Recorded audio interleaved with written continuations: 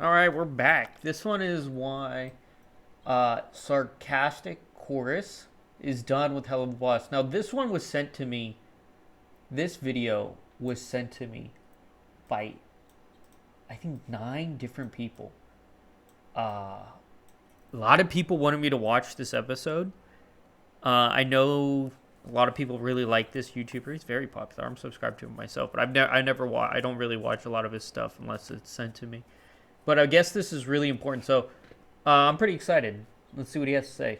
This was not the video I was expecting to make, ever. But yeah, I'm out. This will be my last Helluva video, and it feels freeing to say. It's bittersweet, and hell yeah, I'm afraid for this channel going forward. However, upon reflection, I think being a content creator has actively ruined my relationship to Helluva. And having seen Mastermind in the finale, I think I've arrived at a place where I'm ready to... That's sad. I'm sad to say and hear that he's done with Helluva, because I think his videos were phenomenal on the show. And it really is sad to see him go. I could see, like, I get burnt out on these shows too. I do. But I still love what's going on. A lot of people didn't like the last 2 episodes, and I'm going to let them speak for it. But I want you to all remember that I'm going into these, that I liked the last 2 episodes of this season. To let the show go, as I'm not vibing with it anymore, and rather than ghosting y'all or making a community post, I figured I'd do one last vid to better explain how it's come to this, plus my parting thoughts on season 2 as a whole, and yeah, that'll be it. And yes, the irony that I, the original Stolitz fanboy YouTuber, am dropping the show right after the ship got confirmed is, yeah, that's not lost on me. So context, I have been talking about Helluva for nearly 4 years. I have been a fan of the show since a pilot, which blew me away from a production comedic standpoint, but it took me a while to actually start talking about the show, with my first review for Cherubs inexplicably blowing up. Though my long-standing theory was always that it wasn't the review, I didn't say like the deepest things, it was probably just a combo of loreheads really wanting to hear about how heaven was corrupt, as Hazbin Hotel hadn't come out yet, and that was straight up confirmed immediately, but also blew up because the engagement for it was insane, because every single gun nut COD player just couldn't resist correcting me on how this wasn't an AK. It was a throwaway line, guys. Just, I didn't bother to look it up, it was there. But that was just my first foray. The video that really set the tone and changed like the course of my career was my Explaining Stolitz one, which pre-dork was just a concept, a hypothetical, toxic overtones and all. This video is what truly changed my career, as I went from doing sarcastic summaries and reviews to discussing other ships, which is something that I low-key have always been doing. I mean, this is how Ships are the best way to get views on pretty much any platform, because you'll have hate and love for them. I think they're dumb. I don't do them. Yes, you can look at my community posts, and I ship Luna and Octavia. Shut up. We don't talk about that. But I don't want to, like, I don't get into these flame wars. I like to say and do as I want, and getting into a giant shipping war is not my cup of tea. That's the same reason I don't get on the console war. I think it's dumb. It's a similar sort of situation. I don't need to discuss why one is better than the other, or why these 2 people should be together in a fictional show. Show's the show. I can't change it. I can't deal with it. It's not important. But people like to do that kind of stuff. I opened the first video of mine that ever gained traction. Yes. Yes, yes, yes, yes, yes! Spoilers. Frankly, this has always been my vibe, I just wasn't ready to commit to the bit yet. But yes, I did this video, lives are changed, and I started talking about Helluva. A lot. Pulling all-nighters to get the reviews out the next day, then taking a page out of Cartoon Universe's playbook by making other videos about my other takes on the show, the events, the controversies, with it being a pretty sweet gig, all things considered. I got to talk about the show that I really liked and get paid for it. Like, that is every fanboy's dream. Yes, the clickbait was awful, but let's be honest, it worked, and by some miracle I was able to work. remain relevant as the series kept going, which I've always felt very fortunate for considering just how many other channels fell off. Though I do think part of that is just how insanely quick other reviewers just turned on Helluva Boss. Channels went from declaring the show amazing, perfect, to calling it glorified fanfiction in the most disparaging ways possible. After one episode. Boy, that escalated quickly. Season 2's premiere Absolutely had former did. fans fighting to be known as this show's #1 hater. And I didn't get it. Truly, while not blown away by the premiere and surprised by just how much the show was giving thought it was Stolas fun. the Whoopi treatment, turning Stolas and Blitz into childhood friends was a wee bit out of nowhere based was on what dumb, we saw from season but I 1. didn't hate But it. I still liked the episode as it was a good time and I wanted to see where the story was going to go with this. Meanwhile, I felt like some other ladies and gentlemen were throwing excessive shade to get ahead of some Steven Universe style backlash that they could ride to greater popularity. Did I always have the best takes? Fuck no. Do I still stand by a lot of them? Yeah. Though I do fully cop to how I often feel like I have an issue adequately explaining what I'm trying to say, but that is a skill issue. If he makes episodes on season 3, other than just a review, I don't know if I would be able to trust him anymore. Like, I have a feeling, like, yeah, he's saying he's done, but is he really done? Like, this guy's been doing it for 4 years. I feel like when season 3 comes out, he'll probably make a review of the whole season still. And I'll be okay with that. But if he does, like, more, I would take bets. I would bet that he would probably make some more videos. I don't think he's done. So At it's least so still on far. me. However, as the show kept going, things did start to change for me. It was still fun with great moments, but a slight tinge of disappointment at some of the choices just kept creeping in. With my first real conflict with the show and the nature of my relationship to it, coming with unhappy campers. This show was absolutely awful. This episode, I hated. Go look at my reaction to this episode.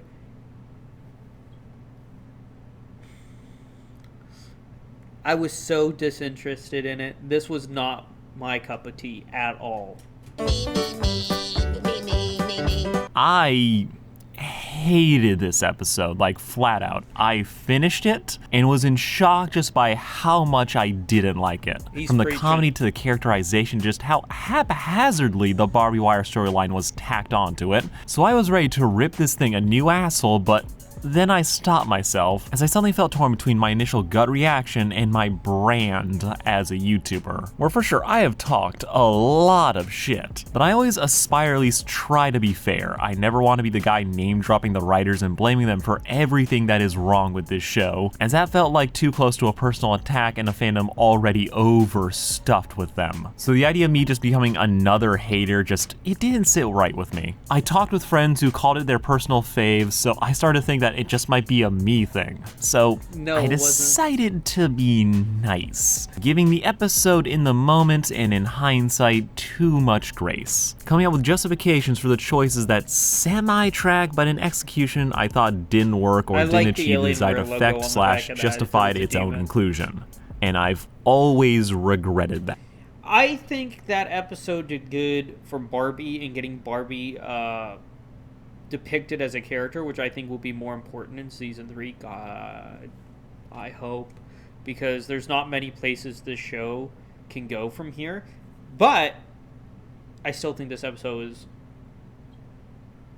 was awful, and him regretting it.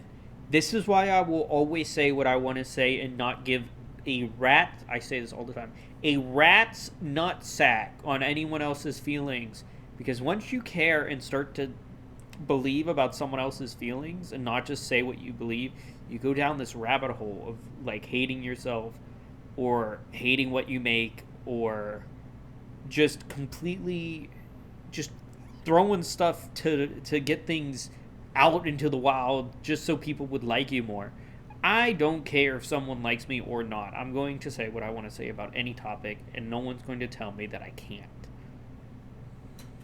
Compromising my analysis for the sake of my brand, especially since it would be for fucking nothing. At this point, I was already going beyond simple reviews and ship analysis videos, 1 or 2 vids, like, that feels fine to me per episode, but now I was pressuring myself to make as many videos as possible, have as many hot takes that were frequently more I want to say this one more time. A lot of people hated Mastermind and the season 2 finale, and I liked them, and I got flack for that. I did. A lot of people wrote to me saying that they aren't what they wanted and they didn't like them. But that's okay. You didn't have to like them. I did. And I said that I did. And I know a lot of people didn't like them. And we live in this wonderful world where not everyone has to agree with each other. We could agree to disagree. It's all right. I'm not going to hate you because you like those episodes. The reason that is a tangent, but the reason I'm saying that is I got a lot of Twitter DMs and stuff from this. It was... A lot of people did not like that I liked those episodes. than the thumbnails made them out to be, but again, clicks. But this desire to maximize what I could get out of every episode of Helluva Boss, which led to me feeling like my whole relationship with Helluva Boss was increasingly parasitic, which it always has been, but the shame was starting to creep in. And I took some pride in that I was at least semi-self-aware enough to know this, insert BoJack clip. But I know I'm a piece of shit. That at least makes me better than all the pieces of shit who don't know they're pieces of shit.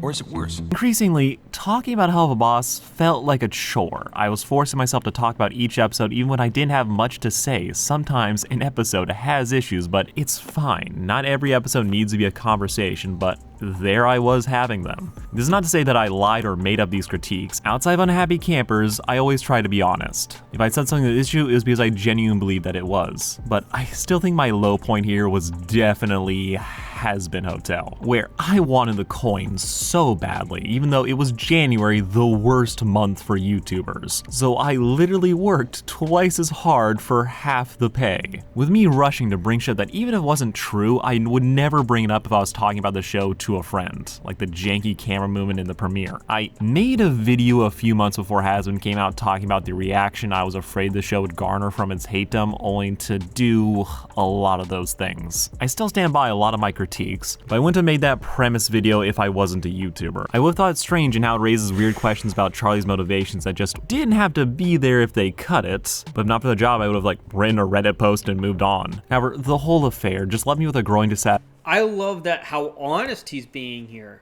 He's admitting his flaws and he's going to get past them. And he's admitting to his... This takes a lot of balls. Big kahunas, okay? And honestly, there's a lot of respect I'm going to give him for this. Don approves. Gets the Don seal of approval. Satisfaction with the kinds of videos I was making and the ways I engaged with media, especially with the ones from the Helluverse. Though that is not to say that these shows are above reproach. Well, howdy. Shut up! Yeah, I can't leave you guys without getting my final thoughts on Helluva Boss Season 2, and it's complicated. I think the greatest joy I got out of Mastermind and Sinsmas wasn't the dance. It's that the cherubs and Dork don't come back. So I got to feel a sick validation how just I could finally say 100% that Full Moon was a miss. Like Season 2 spent half the series building up to it, only for the majority of the episode to be about the fucking cherubs, with no thematic relevance to the actual focus of the story, instead existing solely to fill time, as otherwise this episode would be 5 minutes long. Overall, I think Season 2 has been okay, with some great moments, but I think this series has a real issue with connecting those moments together, with the show often banking on people saying something tracks versus taking the time to set it up in the story. This is Imp, who shows unwavering faith to Blitz 90% of the time just showing up to fight the cherubs, or Andrelphus's whole stupid-ass plan hinging on Stolas watching TV at the same time. Something we've seen him do once before, but not something the series set up in this episode to make it feel like it was the smarter choice versus just accusing Stolas of negligence. This is basically episode 3 of Has-Been Hotel and Vaggie, where new watchers have had zero time to get to know who she is, so her lamenting how protecting Charlie is her only purpose rings hollow, as we haven't had the time to establish who Vaggie is as a person. Has-Been, though, has the excuse of being picked up by A24, with its original plan of 12 episodes getting cut down to 8. But Helluva Boss is fully independent and free to not not have those same time constraints. So with full control over its own story, it still chooses to not take a breath, have Stella say Stolas is bummed, and watches TV all day, to have the office share one worried look as Blitz leaves to foreshadow that they might follow him later. I bring this up as it's an issue Helluva Boss has always had. This show's love of big emotional moments and jokes means it often struggles to fully connect or sep all those ideas as well as it could. There often being an expectation that people will get the vibe or impression and can assume the rest rather than taking that extra time to show us. There are people who watched season 1 and were... Yeah, he's absolutely right. And this is the best concept I can honestly say about this. People are dumb. Really dumb. I'm sorry. Look, I'm going to tell you honestly. People are really dumb this day and age. They're morons. They lose brain cells. Look. I'm one of them. Okay? I just got my blood test results back, and my brain is like neuro whatever. Apparently, I'm losing my memory. I'm going to lose my brains. Okay? Don't feel bad. Let's just move past that. But basically, people are insanely dumb in expecting someone to get past or to figure out nuances in this show on their own is something that just won't happen. They shouldn't expect it, and they shouldn't have even conceived of that being their goal, because it just doesn't correlate, right? You can't, in this day and age, you can't expect someone to know analogies or nuances or thoughts without directly being told anymore, especially with the demographic of what's watching the show. And I'm going to say what's watching the show is Gen Z and Gen Alpha. Maybe a little bit of millennials, but it's mostly Gen Z. Okay? I'm Gen Z. So I'm telling you from experience, you can do that. And the show does it. And I feel like that's the main reason it lost so many viewers, because it tried to imply things and people just couldn't understand them. Now, there's nothing wrong with doing that, but this show is clearly not for highly intelligent thought with how many F-bombs are dropped on a regular basis. Blindsided that Stolas had actual feelings for Blitz, and as someone who shipped them, I get that. Also, I think Stolas being the focus of the show was a mistake. Oh, the deception! The betrayal, man, you deceived me! Truth off my chest, I wanted to do a video centered around the question of whether or not Helluva Boss abandoned its premise. This was a common complaint against the show for most of Season 2, as the antics of Imp were replaced by personal drama and Stolas. Personally, I think my take has changed as the series goes on, from denial to... yeah. It did. The previous use of hit-based shenanigans get replaced with a greater focus on the titular Helluva Boss and his backstory, something that was brought up in Season 1, but has come to dominate the plot with a speed that never left enough cushion to make this transition feel more subtle like it does in other shows. It's also way more noticeable here, as in something like The Owl House, where the wants of the characters change and therefore the focus of the series, Season 2 immediately elevates Stolas to the spot of the second main character, with us getting to see his full childhood and all of his wants and needs, with that making this shift all the more obvious. Especially since the actual job of IMP doesn't become relevant or drive the story till arguably episode 3, but it's not until episode 5 that we see the M&Ms actually go and try and kill anyone. This all makes the show's change in focus pretty obvious, and while it was a choice that was doomed to annoy some people, as any big shift will, I am personally of the opinion that shifting the story to focus on Stolas isn't a bad thing in itself. Plenty of shows work by being centered around the messy personal lives of its main characters. No, the real issue here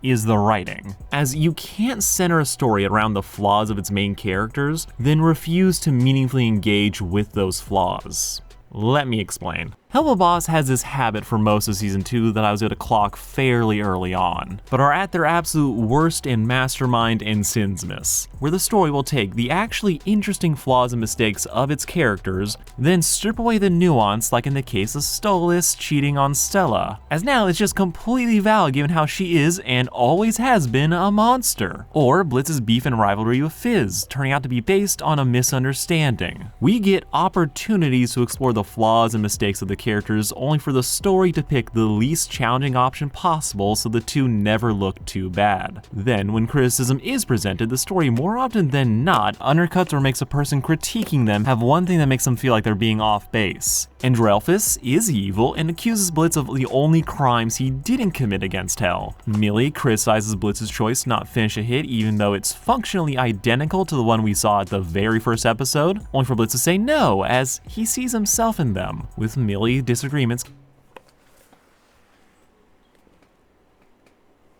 It's because it's a gay couple. We all know it. You know it. I know it. We all know why. Okay? Anyone that knows me knows I don't do that woke nonsense. Okay?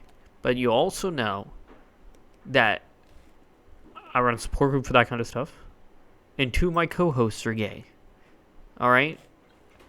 So I don't think there was a reason for them not to kill that person. They would have killed him. And if this was in the past, they just did this for some moral high ground that they thought was justified in their weird ideology. And it wasn't. But I did say that I really liked that episode. I thought it was good.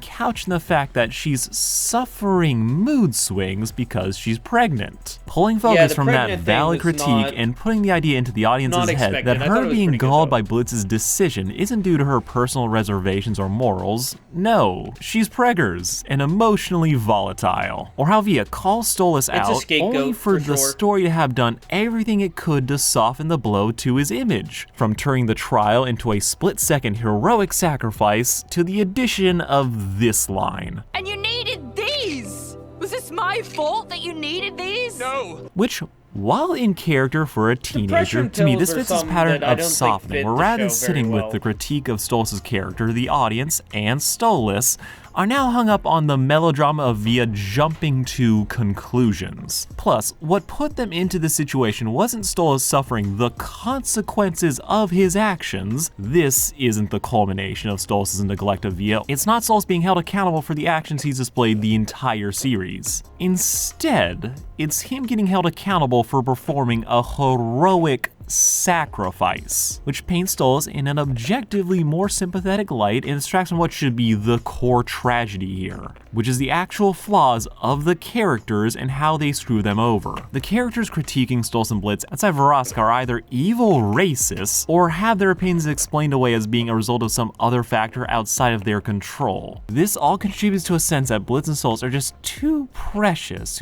they made some mistakes, and what flaws they do have, well, it's always going to be put in the most positive of lights. Then, even when they do manage to draw attention to a character's flaws and grill them on it, like Blitz in Apology Tour, the story, with the exception of 2 lines in a song, will ignore Stolas' issues to keep hammering home on Blitz's, on top of making him the problem in his failed relationship to Vraska, where previously they're implied to be mutually toxic, which touches on another issue where the story keeps hinting at nuance, only to choose the most simplistic angle possible. Blitz and Stolas can absolutely work as the leads of this story, but I think for my personal taste, I think the story loses me in how it wants to have it all. To have the big emotional moments, a social commentary, unpacking all this trauma, then be a comedy that switches between jokes to abuse on a dime. The feels are there, but I'd argue that some of these big emotional scenes feel low-key manipulative, since they don't really have the scaffolding to help them stand on their own. I think for me, the story just failed to convince me that it wasn't biting off more than it could chew, and that focusing the story around Stolitz was a miss since the story never takes the time to fully engage with the flaws that are supposedly driving the story. With the worst example of this being Mastermind, which honestly pissed me off and what a missed opportunity it was. Okay, As what the was choice missed to not about base a trial around the actual crimes of Blitz and Stolitz was a massive L. Instead, we got a convoluted evil plan where Blitz gets accused of assault. We get a hollow "the system is rigged" speech, all while half the people who run the system get played off as goofy good guys or haha, Satan just wants lunch.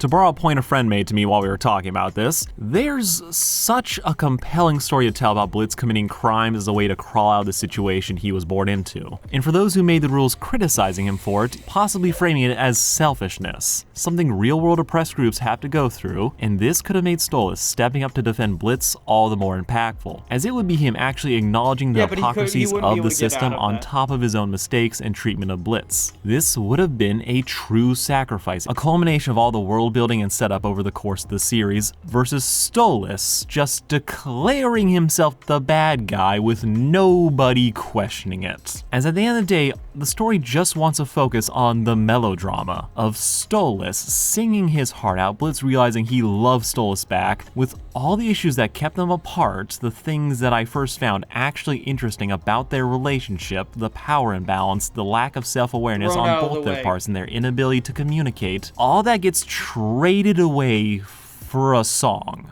which is an exchange that I personally though. don't fuck with. And by the end of the season, I low-key wish the story had just ended with Stolitz and Blitz being sad together on that couch. But no, the story wants to give one last squee moment for the fans and has them dance outside with us needing a hug where Stolitz doesn't hug Blitz back to remind us that, yeah, he did just lose his daughter today. But fuck that, look at the ship, which, nah, this didn't feel earned to me. It's like Mastermind wanting heartfelt music at the end despite Stolitz having just lost his daughter for the first time, and didn't decide to try and call her immediately because we need Via's beef in the next episode to track. I don't like describing stories as feeling like fan fiction, as all fiction is fiction, but my personal take on the series' writing is that Helluva Boss has an impulse control problem. That it wants to do all the things, give all the moments, even if when they're stacked together, they're to the story's detriment. Like Stolitz beating Andrelphus' ass was, yeah, that's cheer-worthy, but seeing as he just got his ass beat by a posh soft boy who's never worked a day in his life, I'm not gonna take Andrelphus seriously after such a fat L, even if the animation is amazing. This issue is all over the series, but to throw out just my pettiest example, No, we know that Visago Stolitz is shouldn't actually pretty- exist. Very well I'm done. about to explain everything in the only way I know how. Song! Yes!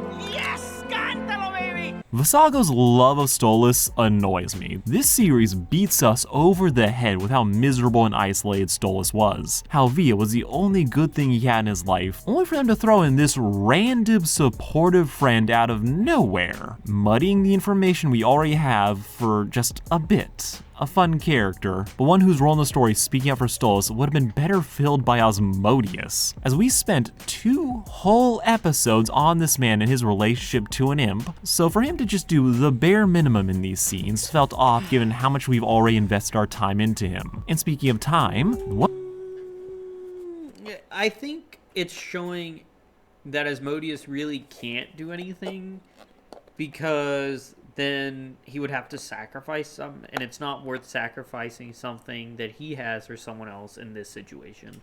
One of the most common defenses this show gets is that X issue of the show just needs more time. That people are too impatient and need to wait for the show to basically finish, as said issues will hypothetically be addressed in the future. Which, I get this defense. This show is on an irregular schedule, independently animated, yet it keeps getting visually better every year. This makes it make sense why people want to give the story time to address what it wants to address. However, a lot of the things that people were jumping Season 2's premiere for were still issues by the end of the season. Stolitz getting whoobied, repetitive character beats, tonal whiplashes that miss just as often as they hit, etc, etc. They're able to get to some things sometimes, like Millie getting fleshed out, and I don't think a show should waste time trying to respond to every critic. However, I do think there is a distinction between not giving a show enough time to cook and questioning how it spends its time to the detriment of other parts of the story. So I don't fault a lot of people who have issues with how Helluva Boss handle certain topics, with the promise that they might later not being a very convincing argument in the moment or really ever. This fandom is hyperbolic to say the least. The haters are some of the worst I have ever seen. The hyper defenders would defend anything, with everything in between getting weaponized by one side or the other. I mean, adjacent, but this is, let's be honest, this is the same fandom. I watched some people go to war over one video a few months back from a victim of SA and how they didn't like how Angel Dust was handled. And while I disagree with some of their points, I don't think the fact that they have that opinion is a problem, and there could be a conversation of how the show's execution might have led someone to having that take. But there wasn't one. And with how social media is gamified, there never will be. That said though, I don't want anyone to think I'm quitting because of the fandom. I've had shockingly few death threats, and most importantly, I think all opinions on media are valid, even if they're held by assholes. No.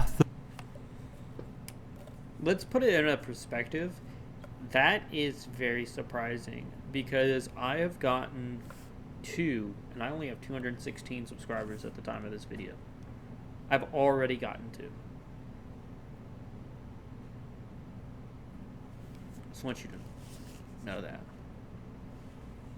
The real reason, the thing that's driven me to this point is that I still want to like this show. Flawed as hell, I still have fun watching it, but having made the way I publicly engage with Helluva Boss being through criticism has actively deteriorated the way I view the show. Millions of people like this thing. If the Wayback Machine and this one dude on Reddit are correct, the show's fandom has remained pretty consistent over its lifetime. But personally, I'm tired. I'm tired of having to engage with the show the way that I have. These moments I could take and enjoy now need to be broken apart and monetized again and again and again. And while I'm not gonna stop doing reviews and ship analysis for other shows, I think with the end of season 2, where in spite of the moments that I liked, the ship I've dedicated hours upon hours just talking about finally getting made canon, my only real takeaway was ambivalence. And that's a bummer. So I sat down and failed to write a review. The second time this has happened since I just hit a wall with Mastermind. And it was there just sitting at that table that it occurred to me that maybe Helluva Boss isn't for me anymore. It's amazing that so many people are happy with Helluva Boss and it's giving them everything that they want, but personally, I'm not vibing with it like I used to. That what the show wants to be and what I want out of it are just becoming two completely different things. That certain aspects that seem so rich with potential just will remain surface level. That reviewing the show for years with just the criticalist of lenses has made so that the flaws stick with me way more than the good, and I feel like a broken record talking about them. So with all that swirling around in my head the day after the episode dropped, talking with friends who ranged from it was fine to pissed, I think it finally hit me that I just might need to walk away from Helluva Boss. If I'm not vibing with it, it feels like a chore writing about, then I think it's time to stop. If I kept going the way that I am, I'll probably end up hating the show and how I talk about it. So for all these reasons and more, I've decided that this is going to be my last time discussing Helluva Boss, and probably Hazbin Hotel for the foreseeable future. I wish Helluva Boss and Spindle Horse all the best. Hazbin Hotel makes too much money. I'm 1000% he'll make a video on it on season 2. Guaranteed. Look, I don't know the guy. I can guarantee it. Even with all the things that's done that are worthy of critique, but I won't be the one making them. I'll be forever thankful to this show and to all of you who tuned in to hear me bitch and squee about Helluva Boss and Stolitz. Your support has meant the world to me. I hope you all keep watching the show and keep following me on this strange YouTuber journey I've stumbled into. But, you know, sometimes you just gotta walk away. I thought he was gonna say let go. This absolutely was not the video. Absolutely what I was thinking it would be. He has every right to leave. He has every right. I think his opinions are completely valid as his own. He's not afraid to say what he wanted to say. And honestly, I completely agree with him. I do. I would say it's fair, and I wish him the best of luck on his channel. I honestly do. I feel bad to see. I would watch some of his videos on my own time, not even react. Not many. 1 or 2. Usually they're sent to me for reactions, so I did watch like 2 of them on my own time. And he was very good. I think he's very great at making these. And it sucks, you know, to see him hate the show. But when the show goes down a different path than you think it will and what you want, then instead of losing that audience and making them dislike you, walking away is probably the best option. For me, people can hate me all I want. I make these because for fun, and I do it for my support group and stuff, and I love doing it. And people hate me, then it's so what, you know. But I completely understand where he's coming from here. So thank you so much for watching. We will get to the next one. And, yeah, see you tomorrow.